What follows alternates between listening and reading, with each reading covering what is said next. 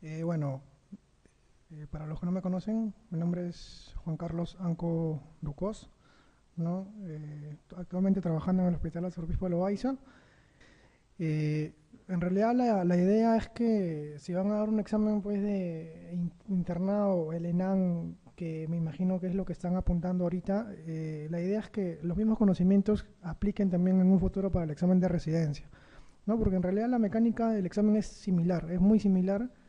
El grado de dificultad no es tan distinto entre ambos exámenes, y si es que fijan bien los conceptos de uno, le va a ser más fácil llegar a desarrollar el examen posterior de acá a un año o un par de años, ¿no? Entonces, ese es por un lado. Vamos a comenzar. El primer tema clásico, es que tienen que saber todo médico general, todo médico, alumno de pregrado e interno sobre todo, es el tema de anemias, ¿no? Entonces, hablar de anemias es un tema pues muy amplio, es un mundo las anemias. Nos podemos pasar hablando las 4 horas de anemias y no vamos a acabar. Pero más o menos la idea es resumir el tema en sus puntos más importantes y obviamente basados en un examen, qué cosa pudieran preguntar o qué va a ser lo más preguntable, ¿no? Por ejemplo, la definición. Ya, comenzando con la definición, ahí van a llegar a la conclusión de muchas cosas que le van a ocasionar algunas preguntas posteriores, ¿no?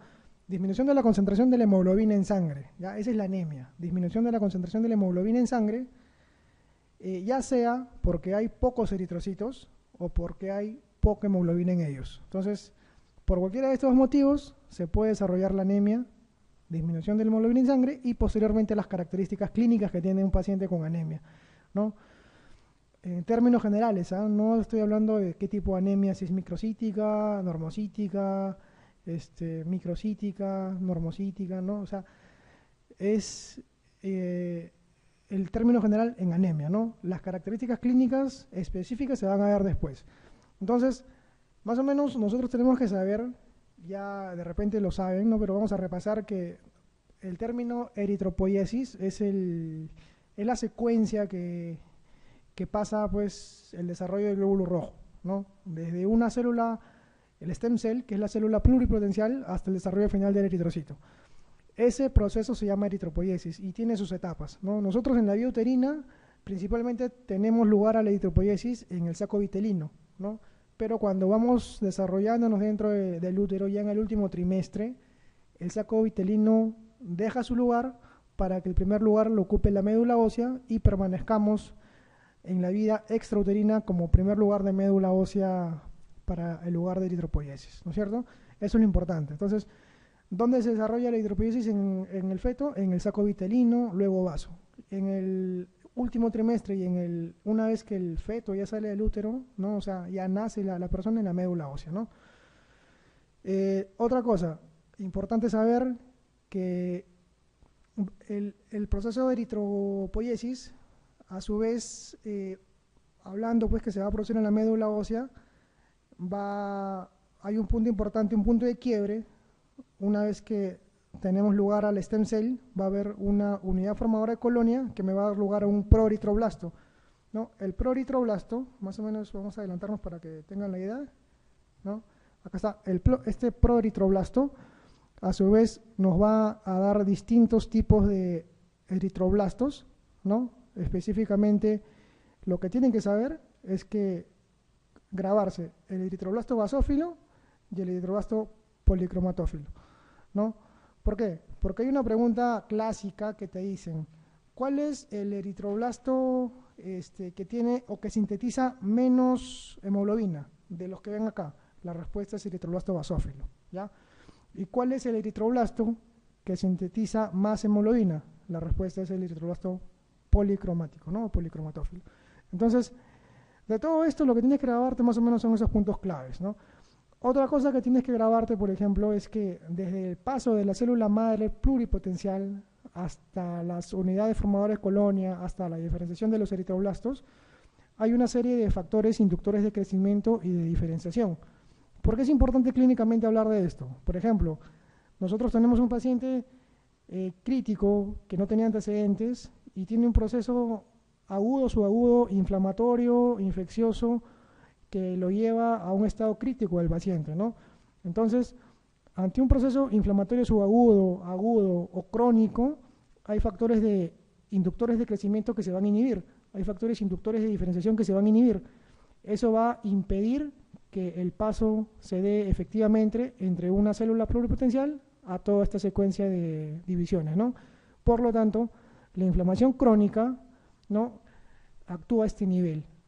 El mecanismo de la anemia e inflamación crónica actúa a este nivel, inhibiendo los factores de inducción de crecimiento, inhibiendo los factores de inducción de diferenciación, ¿no? Esa es la idea y la explicación por qué un paciente crónico, un enfermo crónico, puede tener una anemia normocítica normocrómica, por ejemplo, ¿no es cierto? Otra cosa, la eritropoyetina.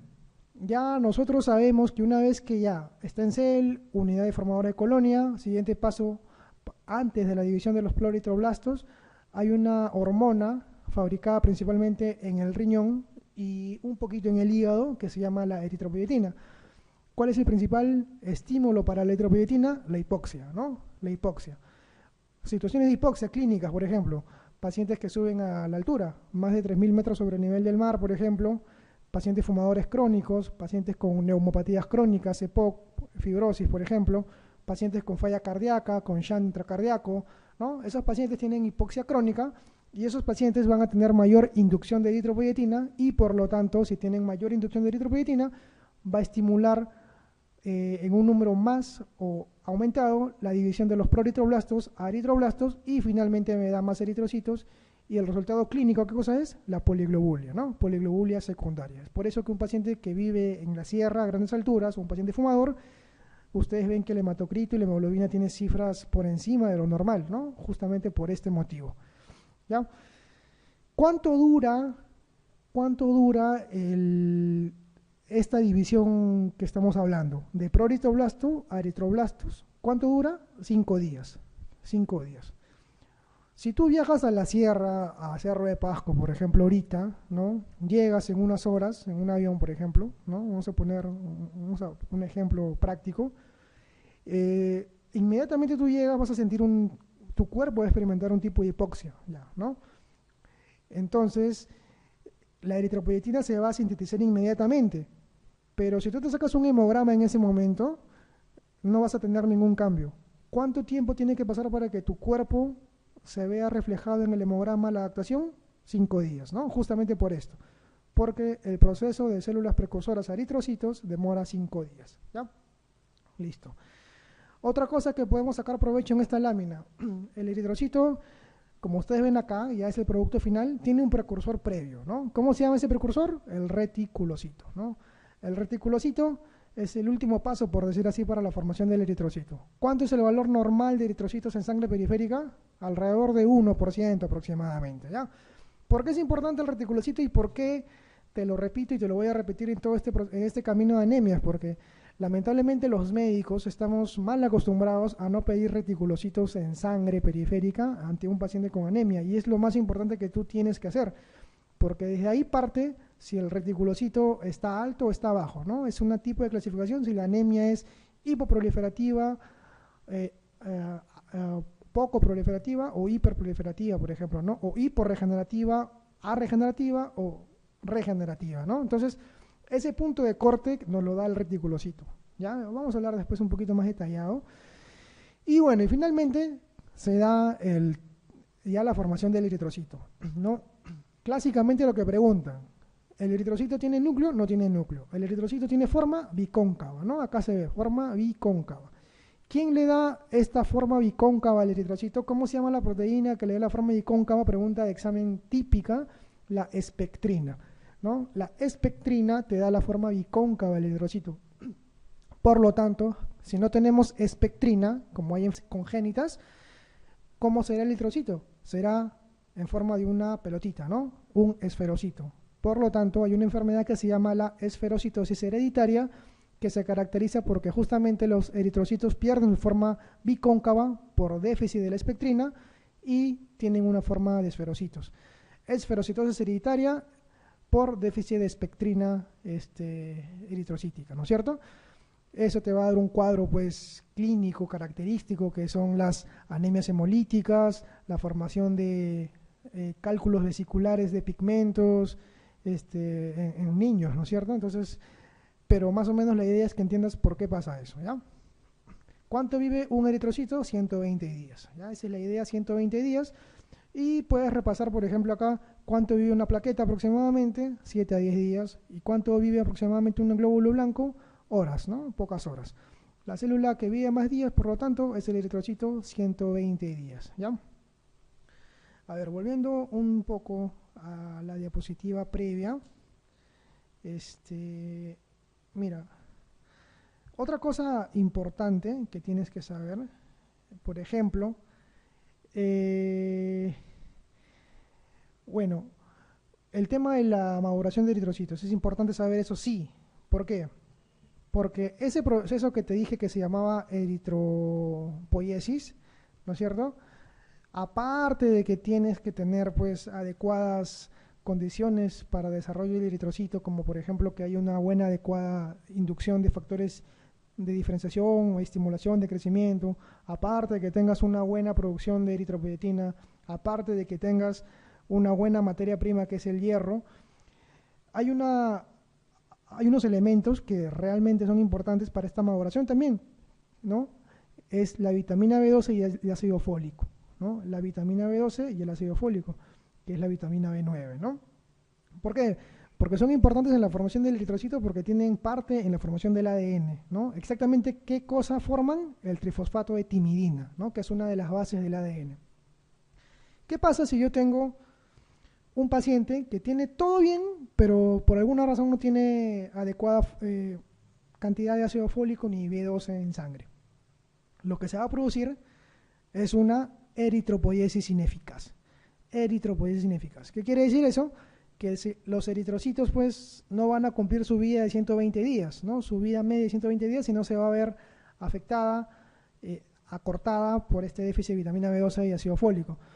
Los eritrocitos van a tomar forma grande, ¿no? Van a ser macrocíticos, hipercrómicos, van a tener características especiales de megaloblastosis. Entonces, por eso se dice que las anemias por déficit de B12 y ácido fólico son anemias megaloblásticas, ¿no? Y clínicamente se ve una eritropoiesis ineficaz. ¿Qué cosa, el cuadro clínico cuál es? Es un paciente que viene con sintomatología de anemia, obviamente, pero con síntomas de hemólisis, por ejemplo, ¿no es cierto? El glóbulo rojo no vive 120 días en esos pacientes, sino se destruye mucho antes. Hay mayor destrucción del glóbulo rojo, mayor destrucción de la hemoglobina, mayor recaptación y formación de bilirrubina indirecta, ¿no? Ese tipo de hemólisis se denomina eritropoiesis ineficaz y es típico de los pacientes con déficit de vitamina B9 y ácido fólico, ¿ya? Entonces, una vez visto esto, vamos a ver, bueno, acá ven pues más o menos, ¿no? Un pequeño cuadro que les puede servir, ¿no? De los diferentes tipos de formación eritrocitaria. Y bueno, de acá es solamente para que tengan la idea, ¿ya? De nada te sirve a ti como interno, como alumno o como residente que tú te grabes los números, ¿no? Y no lo interpretes de manera adecuada. No, porque grabárselo al final es fácil, bueno, es memoria nada más, tanto de las constantes corpusculares como los valores normales de hemoglobina, hematíes, etc. Para fines prácticos, todo paciente con anemia, absolutamente todo paciente con anemia, una de las primeras cosas que tú vas a tener que hacer, ¿qué cosa es? Pedirle constantes corpusculares. Aunque suene repetitivo, ¿no? Molestoso, te lo voy a decir siempre, porque aunque tú no lo creas, en las emergencias de los hospitales, los residentes, incluso hasta asistentes por un tema de tiempo quizás, evalúan a pacientes con anemia, pero se olvidan de pedirle constantes corpusculares. Entonces, el algoritmo diagnóstico comienza de acá. Las constantes corpusculares, que al final son medidas que nos van a decir si el glóbulo tiene mucha pigmentación, poca pigmentación, está muy grande, está muy chico, pero de ahí comienza todo, pues, ¿no? De ahí empezamos a hablar de microcitosis, macrocitosis, hipocromía, hipercromía, etcétera, ¿ya? Ahora, un dato importante, quizá no te lo van a preguntar, pero es importante que tú lo sepas para la práctica diaria. Un paciente puede tener, por ejemplo, un paciente puede tener ferropenia, ¿no? Por cualquier motivo, puede tener ferropenia, pero ese mismo paciente puede tener déficit de vitamina B12, sí, claro que sí. La ferropenia, ¿cómo se caracteriza? Por una disminución del volumen corpuscular medio, ¿no? Una microcitosis, una hipocromía. Y el déficit de vitamina B12, ¿cómo se caracteriza? Por una macrocitosis. Entonces, ese paciente, por un lado tiene microcitosis, pero por otro lado tiene macrocitosis. ¿Cómo crees que me podrían salir las constantes corpusculares? Normocítica, normocrómica, quizás, ¿no? Porque justamente la idea es que estas constantes corpusculares son un promedio, ¿ya? Si tú tienes más de una patología, se va a promediar y va a predominar la que realmente se manifiesta en el paciente, ¿no? Entonces, es una idea que va a tener que verse de acuerdo al correlato clínico del paciente, ¿ya? Listo.